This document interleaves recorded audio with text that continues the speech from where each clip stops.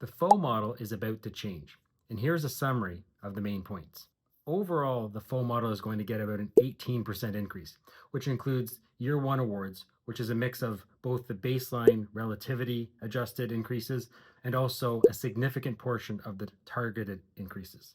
In other words, that 12% increase that FHO doctors have been seeing for the last few months based on relativity adjusted payments spread out evenly throughout the profession, that's going to bump up to an average of about 18%. But depending on how you practice, some practice styles may even see 30% or more increases. To put it simply, there's been a big infusion of money into the proposed FHO model. Another big win? No more outside use negation. Here is one way to look at the changes. Capitation rates stay the same.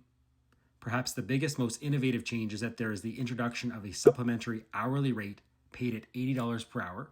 This includes all of the time spent caring for patients as well as the administrative work outside of the actual visits. Fee-for-service billings will see a natural increase. They are bringing back a code for new unattached patients ranging from $100 up to $270. A big one is that shadow billing goes up to 30% from prior 19%. And furthermore, shadow billing on many common procedures goes up to 50%. Plus, after hours, Q012 code goes up to 50% from 30%.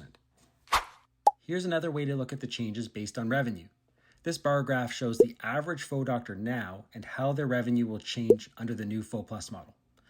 Base rates stay the same, shadow billing increases, straight fee-for-service gets a small increase, other income from FHO bonuses, etc. stays unchanged.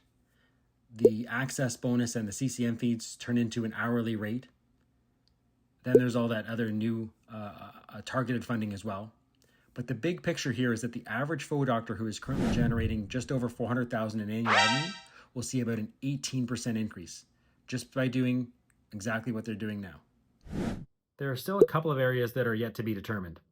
A couple points that both sides couldn't agree on and are heading into arbitration. One is some sort of accountability metric.